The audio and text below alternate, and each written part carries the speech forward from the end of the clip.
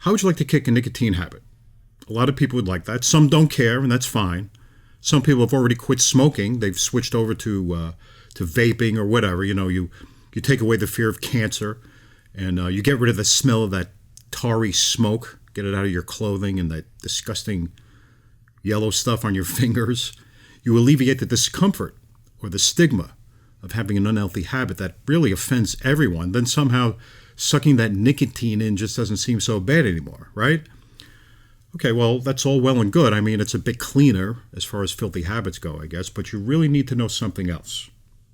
Now, if you're one of those people who like to talk about quitting smoking, but you still like to dose up with the nicotine, then you might not like this clip, because I'm going to reveal something that may not sit well with your opinion of yourself.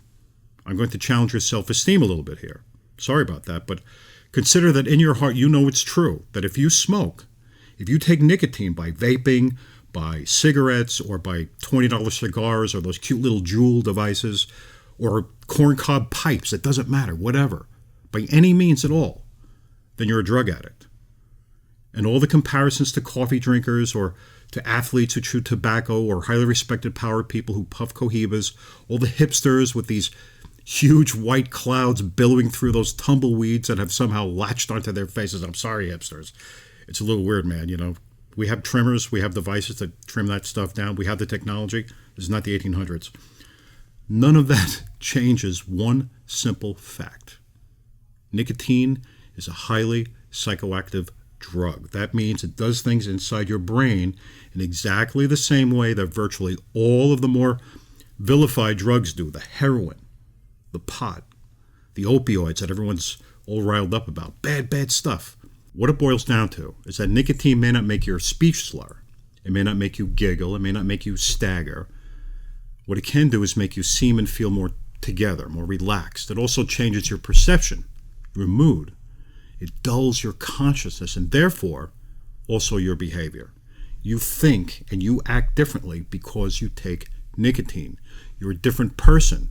You're not the original you that you were born to be, and you don't even know it. You can't know it because you're anesthetized. You're numbed against painful facts. Even if I tell you, you might not believe it. Like it or not, if you smoke, if you vape, if you chew tobacco, you're artificial. You're a phony. And as a counterfeit being, you cannot be trusted to tell the truth because you're a runner. You run away from the truth. You are fake news.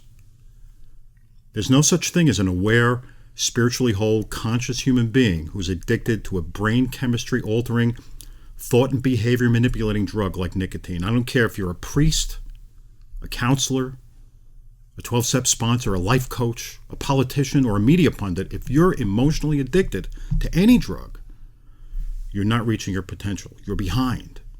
You're hindered because you evade absolute honesty, and only with total honesty can you make very much progress in this life.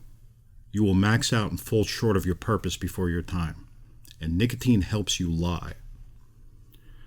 So this clip really isn't about smoking or nicotine, then is it? Even though that's what I'm talking about. What it's really about is why you're not who you think you are, and why you use drugs to become something that you're not, but most importantly, how to get back to being the real you. Because unless you find out who you really are, you'll never find peace. You'll remain obsessed with seeking artificial peace and a false sense of serenity that you'll get from sucking on that powerful drug, nicotine. And you'll get sick, and you'll die. There is a way back. The key to resolving this is in letting go of the need to escape from the real you, to stop being the artificial you, and that can be done. It can be done fast and simply. So when I help people stop smoking, we don't focus on the chemical. We don't modify behavior. We don't use tricks like hypnosis or talking cures to shift reliance onto some other drug or behavior. Because unless we can dissolve the need, then all we'll ever be able to do is shift someone's behavior from one false solution to another false solution. It keeps the insanity going. And that's why people who quit smoking, or who quit smoking the wrong way anyway, they begin to overeat. It's why people who quit overeating start smoking, or they become promiscuous, or they become approval seekers. It's why people who give up alcohol step up their smoking and their sugar consumption. They haven't gotten better. They've just transferred obsessions. You ever been to an AA meeting? It's why a person who gives up all those things become people reliant. They become do-gooders. It gets quite involved because the simple solution can be so easily spun into a very complicated study of human behavior, and it's just not necessary. Giving up nicotine is so easy, so simple. It's the simplest of all the drugs to give up. You'd never know that because so many people try to stop without giving up the real cause for the need for the nicotine, for all drugs. All right, here it is. First, realize that you are full of hate, that you resent, that you judge, that you become upset, and then you stuff it. And you suppress your feelings because you want to appear like a good person. And that the pain of the guilt for having done that is what evokes the need for relief. And that's where your nicotine comes in. It puts out the pain. It calms down the nervous disposition of living in your own judgmental skin. That's why you can break a physical withdrawal in a few days and then be physically free of the drug and then go right back to it.